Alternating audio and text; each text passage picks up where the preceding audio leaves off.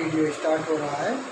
Decimal आज मेरा topic होगा डेसिमल।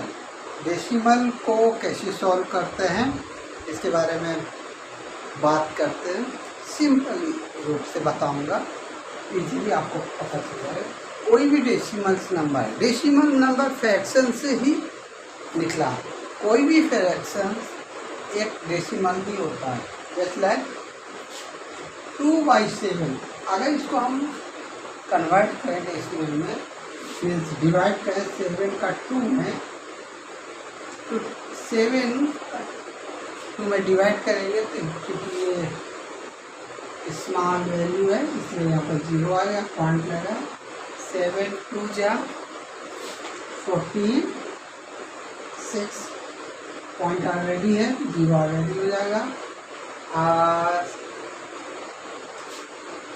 9 टाइम और 8 टाइम,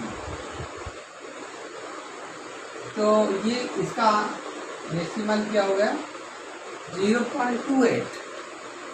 ठीक है, तो मेरा कहना है कि एक फ्रैक्शन डेसिमल भी होते, क्योंकि फ्रैक्शन एक कंप्लीट नंबर नहीं है, एक कंप्लीट वैल्यू नहीं होती है फ्रैक्शन, और वो डेसिमल होती है। डेसिमल को फ्रैक्शन में कन्वर्ट कर सकते हैं और फ्रैक्शन को डेसिमल में।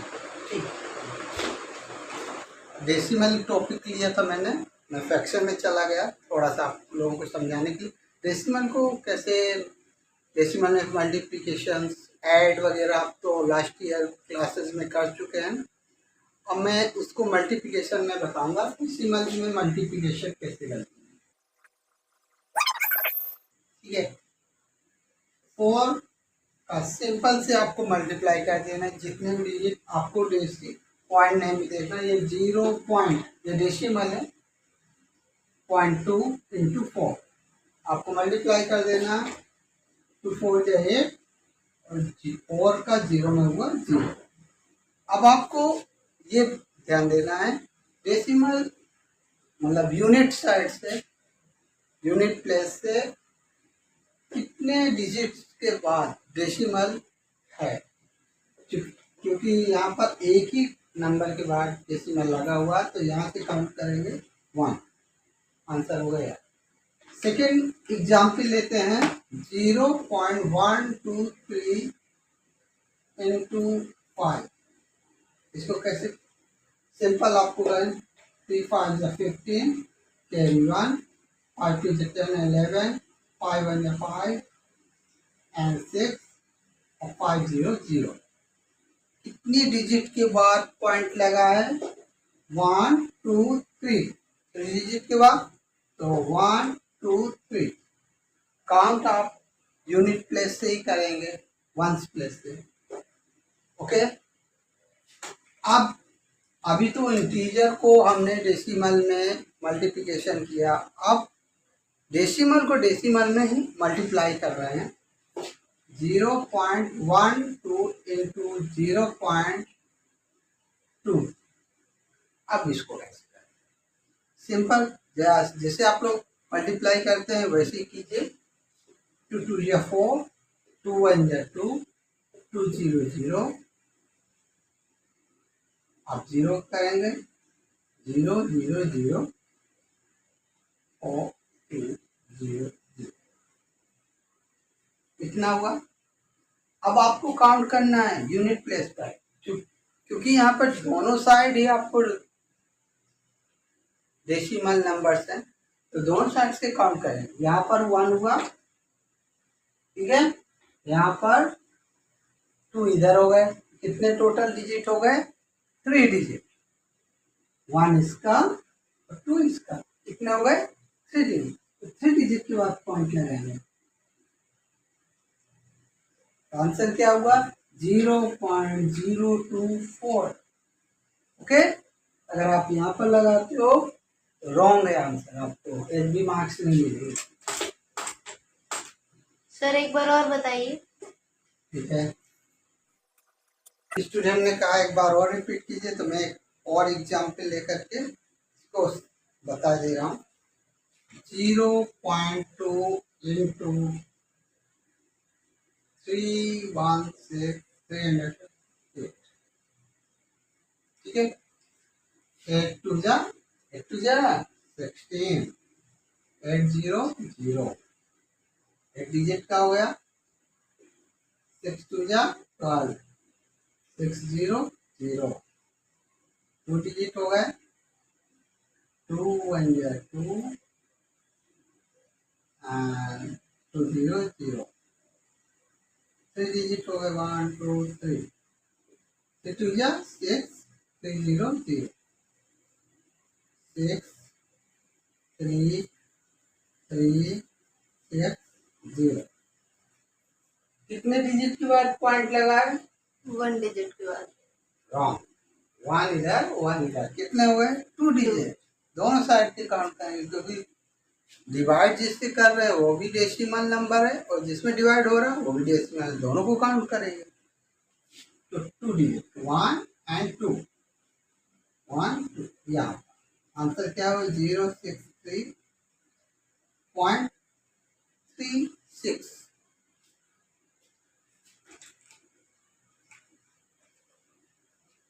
ये डेसिमल नंबर के कुछ सिंपल से क्वेश्चन थे। अब डेसिमल नंबर को आप डिवाइड कैसे करते हो ये मैं आपको बता रहा हूँ। नेक्स्ट एक्सरसाइज है 0.4 डिवाइडेड बाय 2। 0.4 डिवाइडेड बाय 2, इसको आप दो तरीके से कर सकते हो। आप पहले इसको डेसिमल को फ्रैक्शन में कन्वर्ट कर सकते हैं या आप डायरेक्ट कर सकते हो, जैसे जैसे आपको करना हो।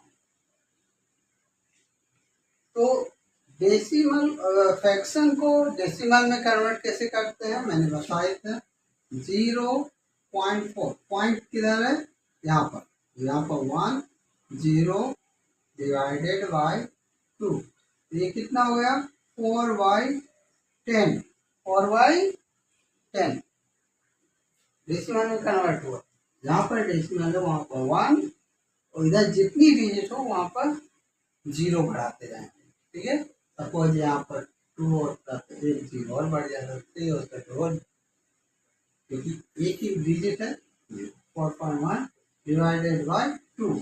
अब इसको डिवाइड करेंगे। आपको सबसे पहले मुझे डेसिमल को फ्रैक्शन में कन्वर्ट करना बताना होगा क्योंकि डिवीजन करना है। तो आपको जैसे कोई डिजिट है, डेसिमल को फ्रैक्शन में कन्वर्ट करना 0.124, इसको फ्रैक्शन में कन्वर्ट करना सिंपल है। जहाँ पर डेसिमल हो वहाँ पर आपको 1 लेना। इसके कितने डिजिट हैं? 3, तो 3 0 1 2 3, ये कितना हो गया? वैल्यू क्या हो गई? 124 डिवाइडेड बाय 1000। ओके, ऐसे कन्वर्ट करना, फिर आपको डिवाइड करना है। अब मैं कुछ एग्जाम्पल लेता हूँ। 2.48 डिवाइडेड बाय 4, ठीक है। तो 2.48 अपॉन 1 2, ठीक है, डिवाइडेड बाय 4, तो 248 अपॉन 100। अब चूंकि इसको डिवाइड करना है तो इसको फ्रैक्शन में कन्वर्ट करना पड़ेगा। अब वही मेथड करेंगे। 248 डिवाइडेड बाय 1000। अब यहाँ पर मल्टीप्लाई हो जाएगा और वैल्यू चेंजेस हो जाएगा अपनी प्लेस से। 1/4, तो 1 के इसमें करेंगे तो सेम वैल्यू आ जाएगी। 100 के इसमें करेंगे तो कितना आ जाएगा? 400, ठीक है। तो ये that is the answer. But इसको आप डेसिमल में कन्वर्ट करना चाहते हैं तो इसको डिवाइड करना पड़ेगा, ठीक है। इसको कैसे डिवाइड करेंगे? सिंपल है, 400 डिवाइडेड बाय 248। ये वैल्यू कम है, आपको कम लग रही है, यहाँ पर 0 लीजिए, पॉइंट लगाइए, यहाँ पर 0 आ जाएगा, ठीक है। 4 6 24। ओके, पॉइंट एक वन टाइम पॉइंट लगता है तो जीरो अपने आप बढ़ जाता बन जाता है। 4 2 जा कितना आंसर हुआ? है 0.62 0.62 नहीं बोल 62। डेसिमल के राइट हैंड साइड अगर डेसिमल लग गया तो वैल्यू की नंबर्स की वैल्यू नहीं रहती, उसको सिंगल डिजिट में बोलते हैं। ठीक है स्टूडेंट, नेक्स्ट चैप्टर है डेटा हैंडलिंग, इसको मैं बाद में बताऊंगा। इसके पहले मैं चैप्टर 4 बताऊंगा, सिंपल इक्वेशन।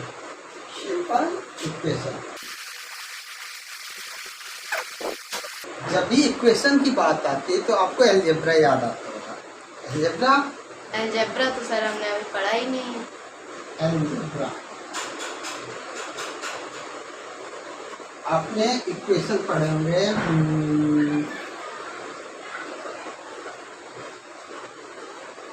आपको पता होगा किसी भी इक्वेशन में दो तरह की वैल्यू होती है, एक होता है वेरिएबल, एक होता है कांस्टेंट वैल्यू। वेरिएबल में क्या हम रखते हैं? वेरिएबल में आप अल्फाबेट रखते हो A to Z, और कांस्टेंट वैल्यू में नंबर्स होते हैं। कांस्टेंट वैल्यू में डिजिट्स होते हैं, नंबर। ठीक है, वेरिएबल में अल्फाबेट होता है और कांस्टेंट वैल्यू में डिजिट होती है। चलिए कुछ इक्वेशंस लेते हैं, उनको समझते हैं।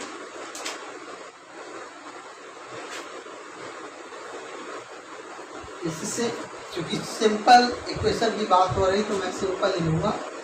0x - 2 = 8 सिंपल इक्वेशन है।